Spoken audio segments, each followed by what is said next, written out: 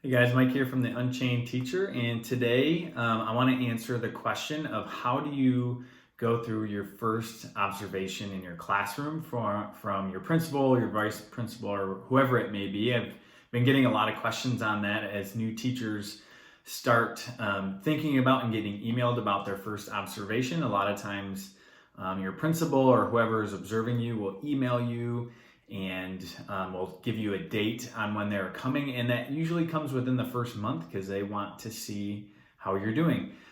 So before we jump into this video and I give you the three simple tips that I use every time I get observed, what I want to do is give you a chance to download a free first week lesson plans. I know a lot of you have already started school, but it's never a bad thing to have more lesson plans.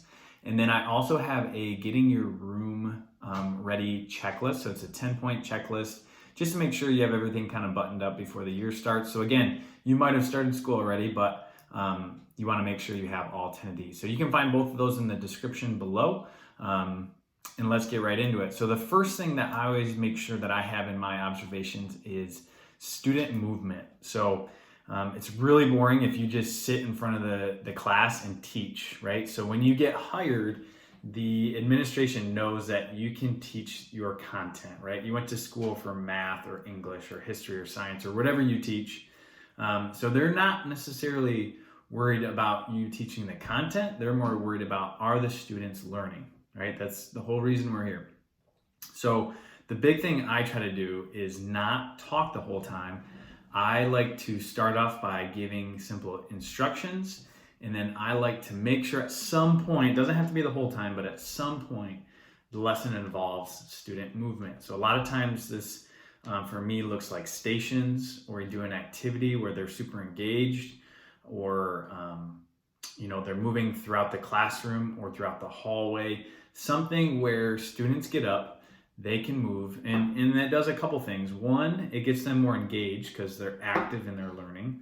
Two, it decreases behavior issues because they're not just sitting there bored. A lot of times if you're up and you're moving, you're more engaged.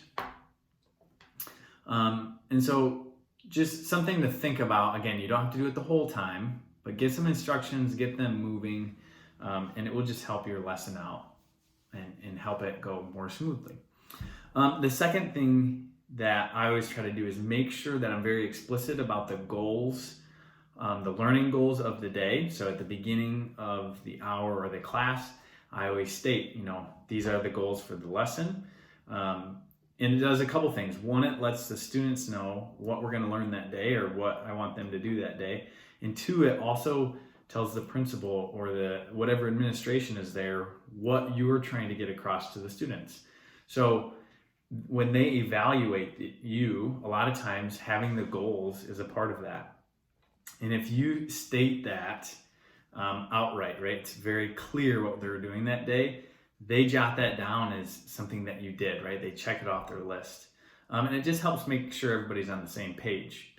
And then at the same time, so at the beginning, you want to state your learning goals.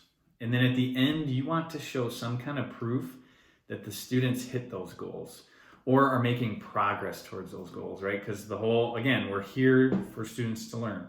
So this could come in a simple quick check, right? I teach math, so we do a lot of quick checks, or exit tickets are good ones, or whiteboard activities that the whole class can be involved and show an answer. You don't just want to do one or two students, you want to see the whole class learn. So maybe not everybody gets it, and that's okay, right? You're not always going to teach the perfect lesson, or the kids aren't always going to get it, but at least you have feedback then, and you can use that to make decisions, right? Because a lot of times in your follow-up meeting with administration, they're going to ask, what would you do better next time? Or with that data that you collected, where are you moving from here? So it's a really easy thing to say, 28 out of 30 said, showed that they understood, but these two didn't. So maybe you pull those two out, or maybe you do a little reteach or something like that.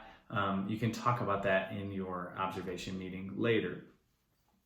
So really clear on goals, and then showing that your students are learning, by either they hit the target or they're progressing towards that. And again, you want to think like the administrator is watching you, right? They're watching to see how you teach. And if you're showing that students learned something throughout your class, right, or didn't know something at the beginning and now they do, or they can apply that, or they can, use that in whatever way, that's big from an administration standpoint, right? They want us to get students from one place to the next, right? So that's step number 2. So the first one, make sure students move. The second one, make sure you explicitly state your goals for learning and then show them either progressing towards that or hitting your goal. And then the third thing, and this is a little cliche, but it's just to relax. A lot of times we put a lot of pressure on ourselves as teachers to have the perfect lesson and have perfect classroom management and to just be perfect at teaching. And for a lot of you guys that I'm making these videos for, you're in your first year, second year, or third year of teaching, and you're not perfect at teaching, right? Nobody is. We're all learning all the time, but you get better throughout the years, right? And the administration knows this, right? Most likely they were a teacher in your same spot. Even if they're tough on you, they've been there, right? And they know that you're not going to be perfect right away. There's a lot going on. So the first thing is to relax. Make sure you're breathing, right? Don't get all worked up. You're not going to lose your job over this, right? So let's say you have a really bad lesson.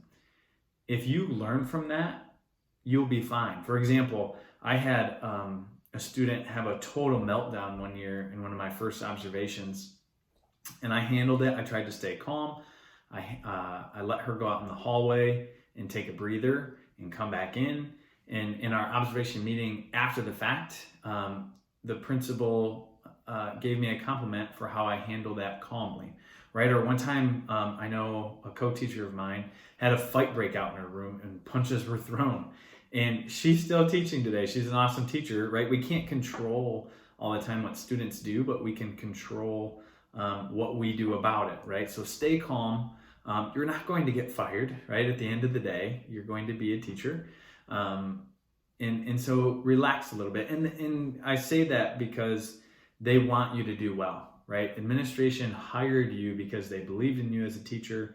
They believe that you do good work, and they're there to help train you, right? So think of observations less as like this thing that's going to kill my job and more of like they're helping you become a better teacher, right?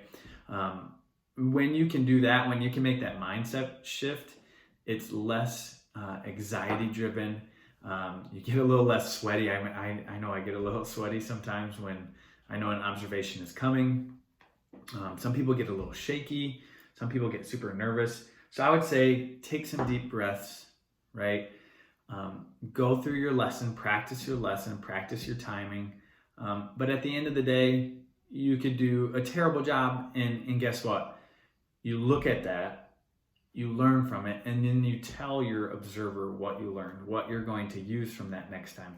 That's all administrators really, are trying to get out of it. I just finished my master's in administration, and we just talked about how people are not perfect, right? And we're going to mess up all the time. And what we can do is learn from our mistakes and move on to the next day or move on to the next hour, right? There are times that you're going to teach a lesson in the first hour, and maybe you did it poorly and you change it for second hour, and then it does an awesome job, right? So just think about those quick mindset shifts as you're thinking about your first observation. And I would love to hear how those go. So a couple things that I've started. I've started a Facebook group for teachers in their first 3 years to really come together as a group and help each other through that process. And then what I've also done is I'm also starting just a membership for first year teachers that want to do this together, and for me to kind of guide you through your first couple years of teaching, because I know it can be hard. I know you can have a lot of anxiety around that, and I want to be as helpful as possible and add as much value to you. So if you're interested in that, you can hit the links in the description below, and I'd love to see it in there. But if you have any questions or comments, I'd love to answer those. I check these daily, so I'll try to get back to you as soon as you can. Otherwise, I hope you guys have a great day. I hope your first couple weeks of teaching are going well, and I hope you crush your observation. Have a great day, guys.